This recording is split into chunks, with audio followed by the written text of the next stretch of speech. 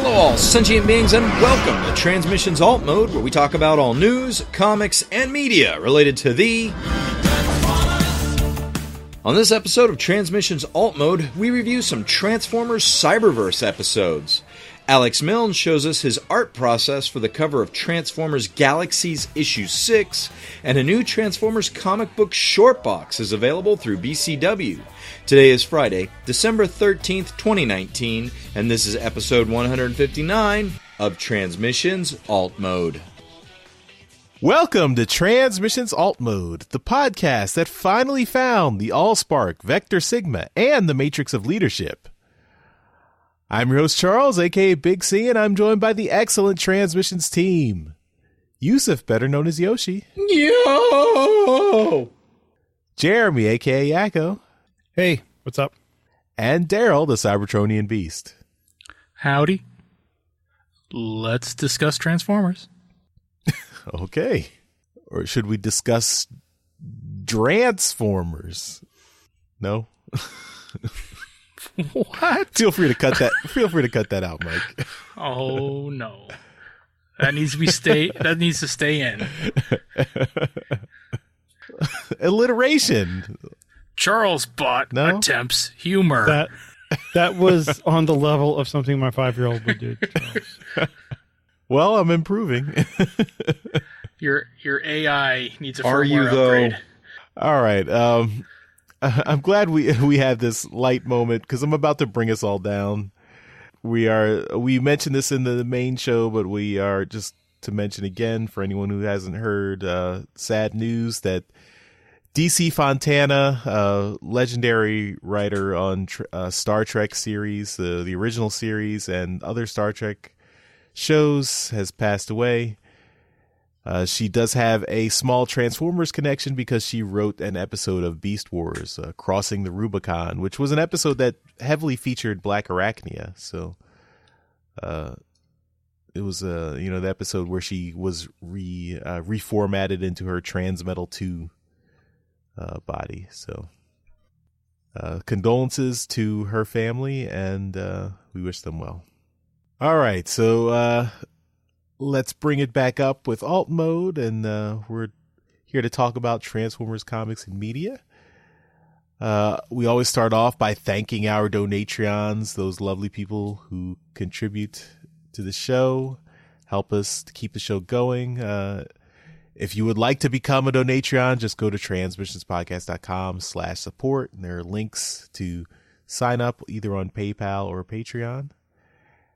And if you don't want to do that, you can still help us out by buying some merchandise from our TeePublic store, and that's at transmissionspodcast.com/shop. TeePublic is currently running its holiday sale until December 18th, so everything on the store is 30% off, which means t-shirts are just $14. So, did this sale take place right after the Black Friday sale? Yes. Well, there was Black Friday, then there was Cyber Week, and now it's a holiday sale. Holiday sale. And then after this one, the Christmas sale. Well, that's probably what this is. This is the last. Probably gonna be a New Year's sale. Yeah, Right. This is the last sale of 2019, according to the last email. Oh, and this one is only 30% off. The Black Friday and Cyber Week sales were 35% off. Oh shit! So you missed out if you were dragging your feet, But 30% off is still a good deal. So if you missed out, you can still get something in time for Christmas. So what we're saying is that if you buy something and it's regular price, you're a chump.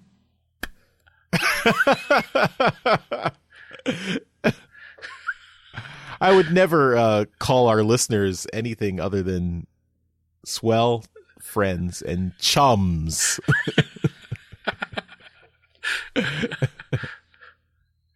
Fantastic. Anyway, transmissionspodcast.com/shop. You can also check out K-Girl store at tpublic.com/user/superstark.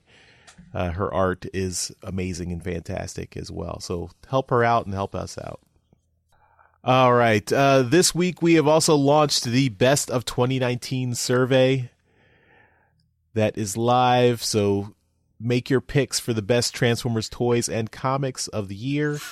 The survey will be up until January 1st. So you've got time to get your entries in. And we'll have a link in the show notes so you can go directly there. We'll also put it up on social media so everyone gets a chance to find it. Did you put this Tom Scioli GoBot book in there? I did not. Should I have? That would have been my vote. Somehow I doubt that. My sarcasm detector is going crazy over here. If I had to vote for best GoBot book, that would be the one. That would be the one. Well, there's still time. At the time we're recording this, there's still time. I could go back and add it in. It's not canon, so it doesn't need its own section. It needs to be best Transformers book. I would lose my mind if that won best Transformers book. No, it just needs to be in there. I want it to get a percentage or something. One vote. All right, in real time, the survey is getting altered by Jeremy's decree. Yeah, one voter, Dennis Jeremy. What is? That's a weird name. All right. All right. Well, let's start the show off and talk about some comics news.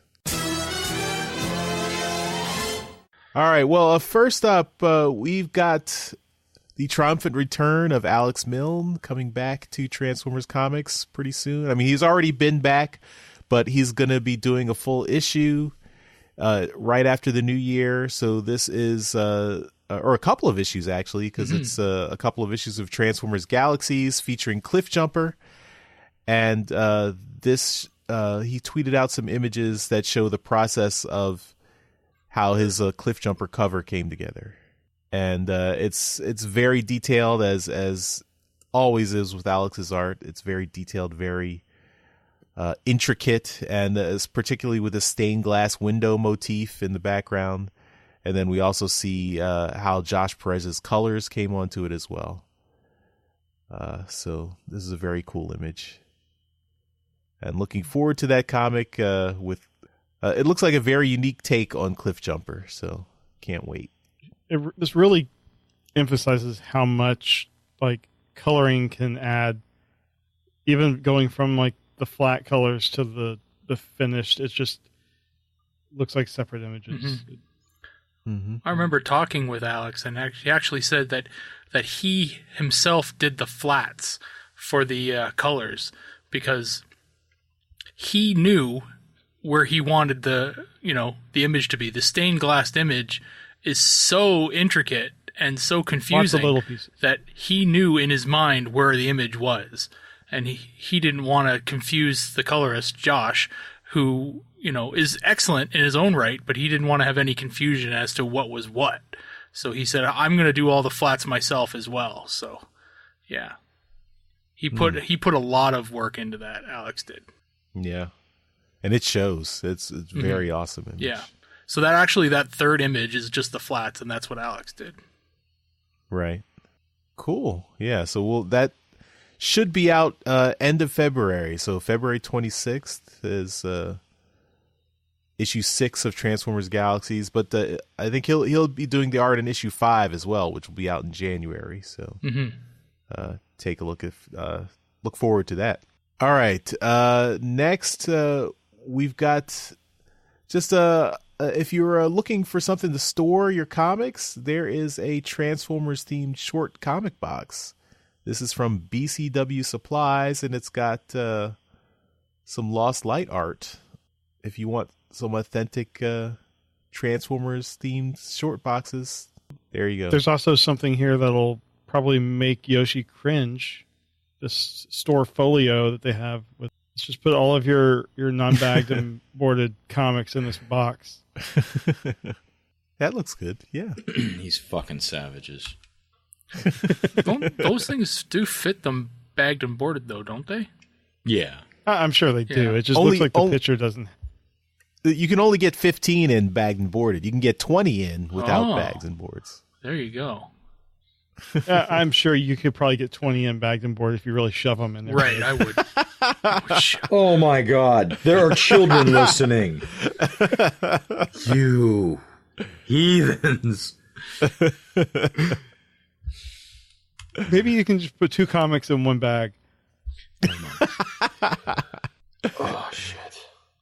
I'm I guess we don't need the Revenge of the Fallen DVD to torture Yossi. One of you actually works at a comic book store. That's all I'm saying. I prefer to say volunteer. Volunteers usually get paid in plastic crack, though. No, it's true. All right, well, that's all the comics news, and we didn't have any new comics this week. I think the next issue of Transformers, which is, I guess this is Transformers number 15. It's about a month and a half late at this point. I think it should be out next week, hopefully. So hopefully we'll have a review then. But for right now, we're just going to do another Cyberverse review. Okay, so yeah, when there's no comic review, we'll just throw some Cyberverse in there just to kind of hold the spot, keep it warm. We're gonna do season 2, episodes 11 through 14 of Cyberverse, and these episodes are entitled Infinite Vendetta.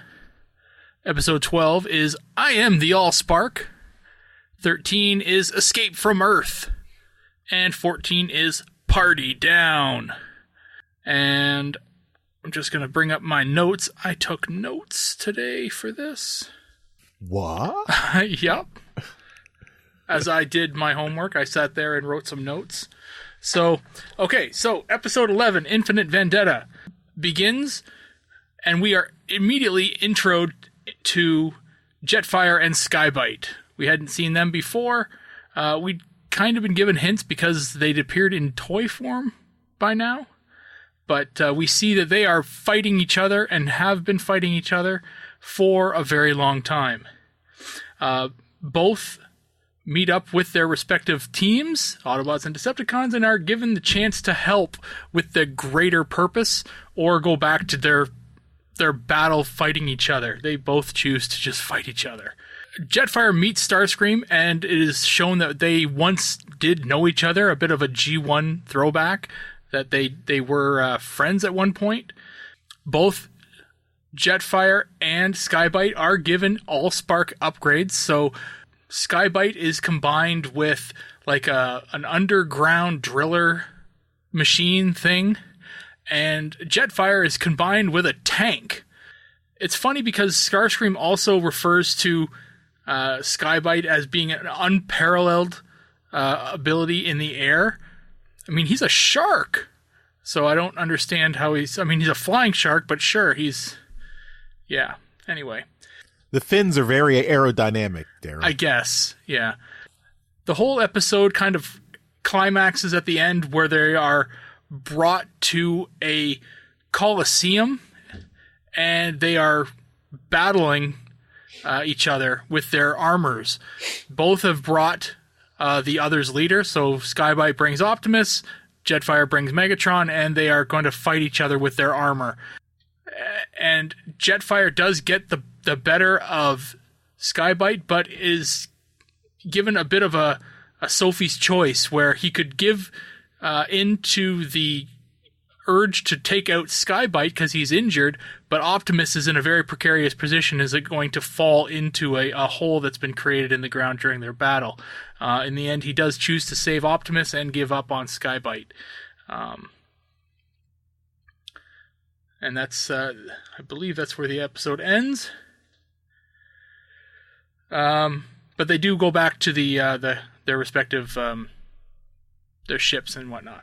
Episode 12, I Am the Allspark, begins with Starscream becoming endowed with the power of the Allspark.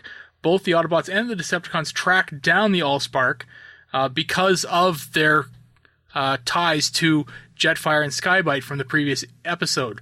Both were were given the power of the Allspark through these armors, so they know where it is. So both of them kind of track it down. They both arrive at the Allspark at around the same time and end up facing Starscream. Starscream is incredibly powerful at this point, and has been pulling the sparks from his minions. So there's the Seekers that have been kind of following him. He literally just kills them, and he starts to do the same to Optimus and Megatron and their teams.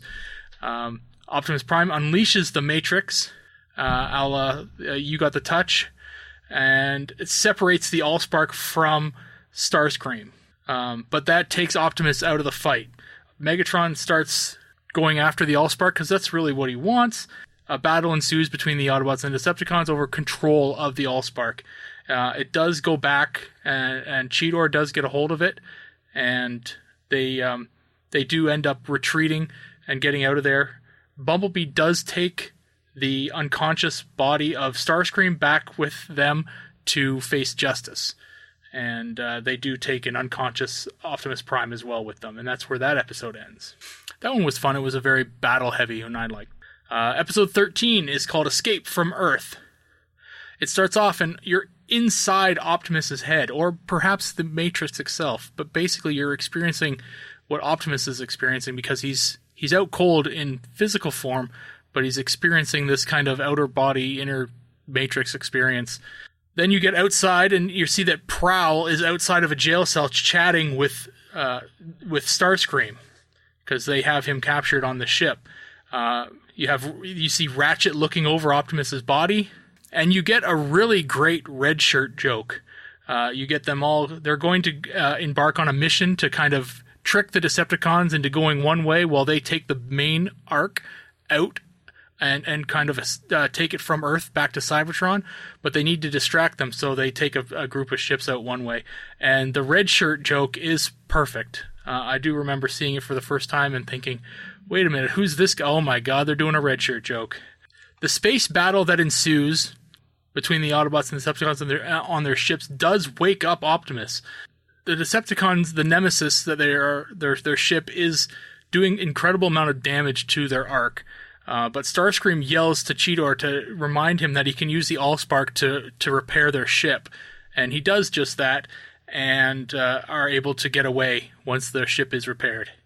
Shockwave then gets notice that they're trying to get to the space bridge, and uses a hologram to make it look like he's destroyed it, which makes the Autobots start to take the long way to Cybertron, which the Decepticons then use the space bridge, which is completely fine, and get their way before them. That's where that episode ends. And episode 14 is Party Down. And this one begins with Optimus doing a Star Trek-like log on the bridge, and they come at him with an emergency. He needs to get to the, what is it called? The cargo hold? Yeah, the cargo bay. You got to get to the cargo bay really quick because of this emergency, and it turns out to be a surprise party for Optimus. I don't remember what the party was actually for. It was just maybe welcome back to being, not half dead, but it's a surprise party for Optimus, and they're all, they ask him for a speech, and Optimus delivers one of the worst speeches in all of history. Hot Rod, or who is it? Grimlock takes over and gives a bit of a rousing speech, and then starts the party. Hot Rod and Prowl race around the room. Wheeljack starts passing out this energy emitter, which he has attached to the Allspark, and the energy emitters start to malfunction. That's because Starscream got in his jail cell, gets his hands on one, and switches the polarities on them, and causes everyone to start fighting each other. Who's been wearing one? Optimus and Cheetor and Teletran X, who's the bodiless head or the bodiless mind of the computer, aren't wearing them. They're the only ones that aren't, and they end up having to avoid or crash through their comrades to get everything fixed up, and they end up saving the day. They end up going back to the party at the end of the episode, and it ends with Optimus Prime dancing. So it's a bit of a a lush episode. It doesn't really do anything to advance the plot of the entire series, but it's kind of fun. And at the end of the day, you got to remember who this show is for, and a fun episode here and there is not too bad every now and then. But yeah, that's episodes 11 through 14 of season 2 of Cyberverse, and these weren't too bad. Charles, what are your thoughts on these 4 episodes? I really think this is a strong season for this Cyberverse cartoon. Like this whole season has been very core traditional Transformers. I mean, very heavy focus on the characters, heavy focus on the just Autobot Decepticon battles. They're fighting over the Allspark. I like the idea of having Starscream be like this middle faction on his own, and both the Autobots and Decepticons fighting him, and having it be like a 3-way battle. I think they executed that really well. I like the introduction of Skybite and Jetfire, and all the little nods they do throw in to previous incarnations. Like Skybite recites a haiku a couple of times in the episode. Mm-hmm. Jetfire mentions he used to be friends with Starscream, so that's way back to G1. You've got I think like you said, when they in the Escape from Earth episode, they've got the whole plan to fool the Decepticons into thinking they're those drone ships are manned and have the Allspark. That was cool. And then having the Ark just leave the mountain, leave the volcano. Mm-hmm. You don't see that. You haven't seen that since the Marvel Comics days. Like I think the Marvel Comics was the only time when the Ark actually left Mount St. Hilary and flew up in space. So mm-hmm. that was cool. That episode 11 with where Jetfire finally lands and meets everybody. He remarks that about the ship and the landing. He said, "Who landed this thing? Hot Rod?" And I thought that was a nice little jab at Hot Rod about being a crappy pilot. That was a good chuckle, and a lot of these things would make it over the top of heads of most of the audience, the young kids watching it, but. Yeah, it's just it's a fun show for adults to kind of watch too. I didn't think the Roman Colosseum in Rome was sitting on top of like a magma lake. But, okay, sure. I also the blatant destruction of a historical area. Mm-hmm. Yeah.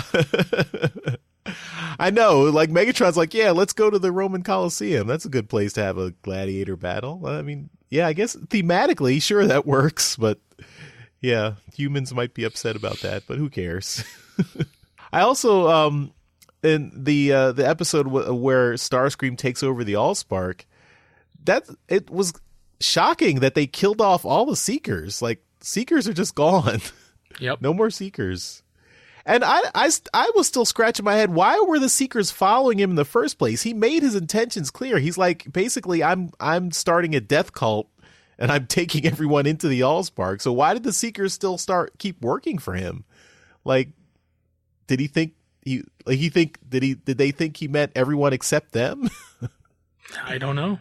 I think the Seekers are in a sense they are only almost mindless. They're just there to follow and take orders, but yeah.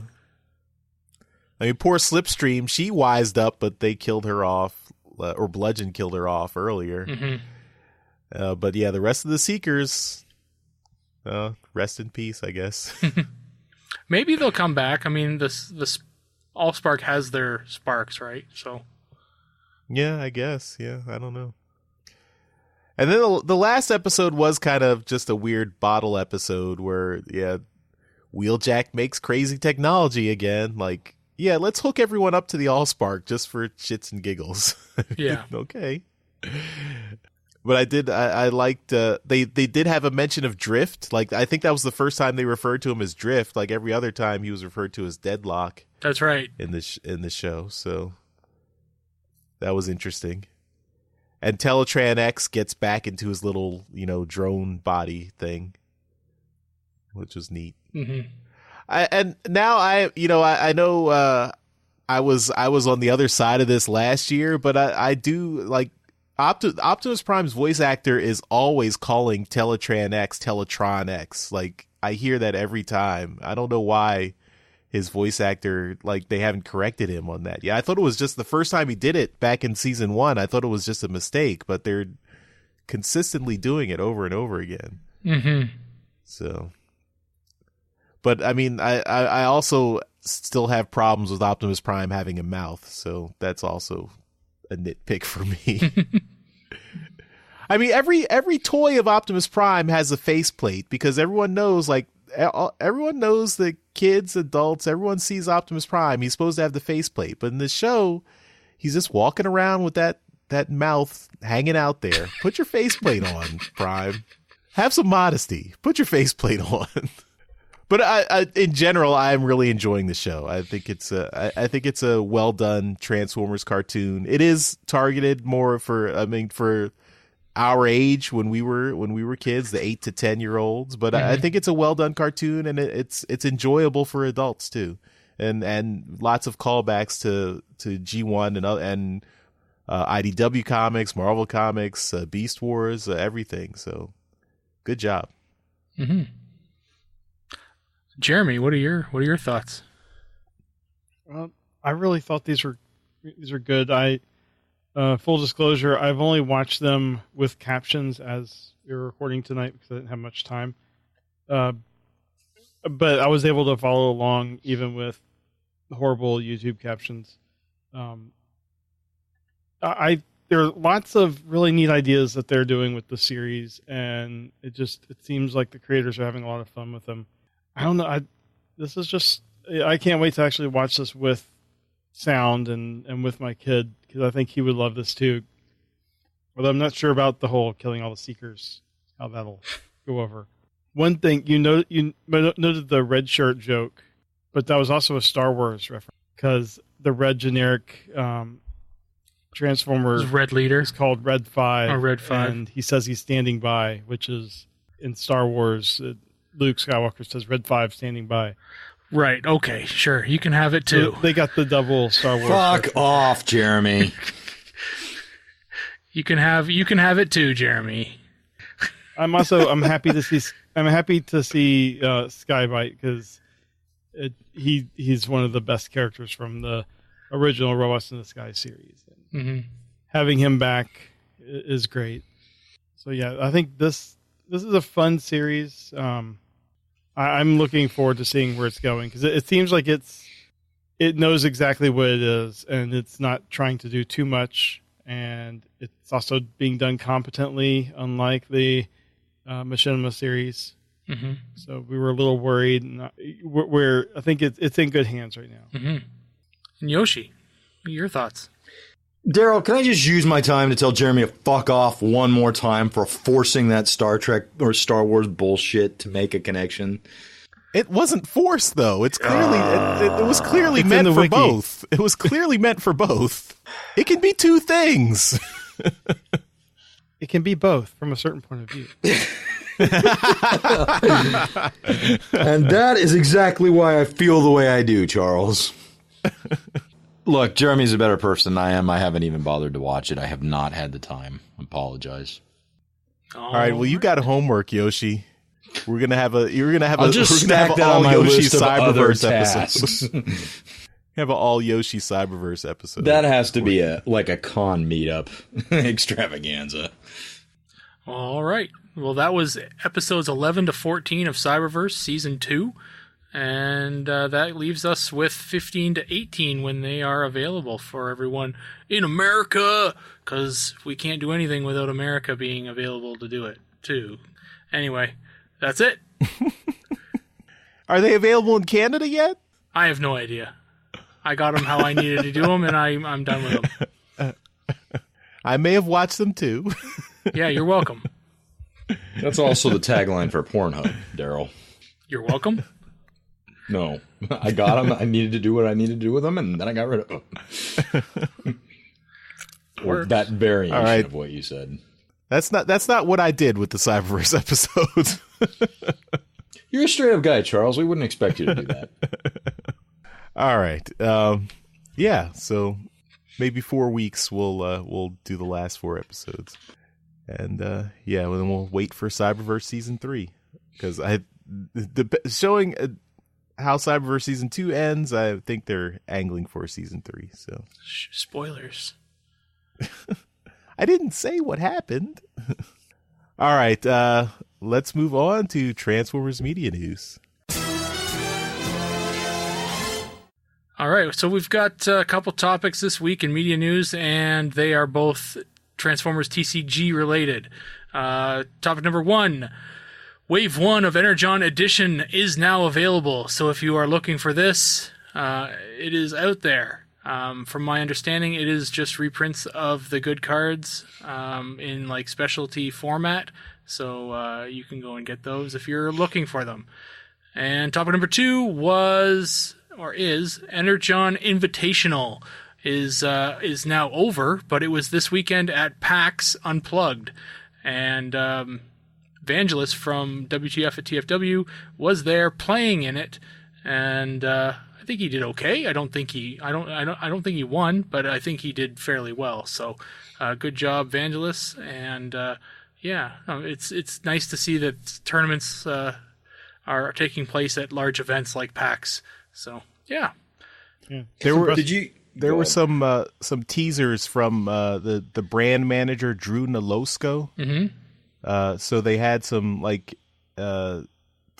guess one of the people from TFW 2005 talked to him at the event, and they just mentioned some things that are potentially coming up for the card game. Okay. So he says the brand manager wants mini cons in the game. So I don't know if that will those be half cards? Maybe. Don't they already have Micromasters? Aren't minicons the same thing? Or Target Mat? Or I don't know. But he says he wants minicons. There might be more Ultra Magnus coming back. He loves Hearts of Steel, so the IDW comic series Hearts of Steel, and he wants more he would like to see more boats and trains in the cards. Let's just hope he doesn't confuse Hearts of Steel with Heart of Darkness. Because if they got the Heart of Darkness cards, that would be both awful and awesome. He said Steam Hammer might appear as a train rather than a construction vehicle as a card. Wave 7 by the next PAX next year, probably. And there will not be a construction vehicle as a subtype, but there might be tanks and trucks. So, did you see? I don't know if you guys covered this already, but the Penny Arcade website kind of covered the card game as a joke in their comic. No. I will post the comic, and I will post a link to the comic in the chat. Anyway, that's it for media news. All right, and we will move on to convention news. All right, we have a couple voice actor announcements for TFCon, or for TF Nation and TFCon. So for TF Nation, Suma Lee Montano is going to be attending, thus finishing up a trio of Transformers Prime voice actors. She was the voice of RC.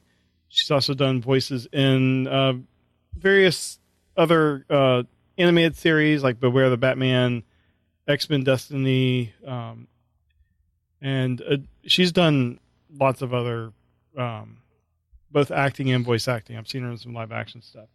So that's cool. She's joining Peter Cullen, Sarah Stone, Beth McGuire Smith, Anna Malkova, Jack Lawrence, James Roberts, Lee Sullivan, and Tanya Gunadi. So that's a pretty hefty voice or guest list there. TFCon Orlando has announced that Greg Berger is going to be attending, and he's the voice of Grimlock, Skyfire, Outback, and Long Haul and G1, among many other things. So he's always a fun guest, and exciting to have him there. And then also tickets are on sale for TFCon Orlando. So go to tfcon.com/tickets to pick those up. So that is convention news. All right, well, that will do it for this episode of Transmissions Alt Mode. Thanks, everyone, for listening, and we will see you next time. Bye-bye. Bye. Bye. Later. Hey everyone, thanks for listening to this episode of Transmissions. But just because this episode is over doesn't mean the Transformers fun has to stop. Join us and other Transformers fans on our Discord chat server by visiting transmissionspodcast.com/discord. If you would like to learn more about how you could support the Transmissions Podcast, just visit transmissionspodcast.com/support. Thank you all for listening, and we'll see you again next week.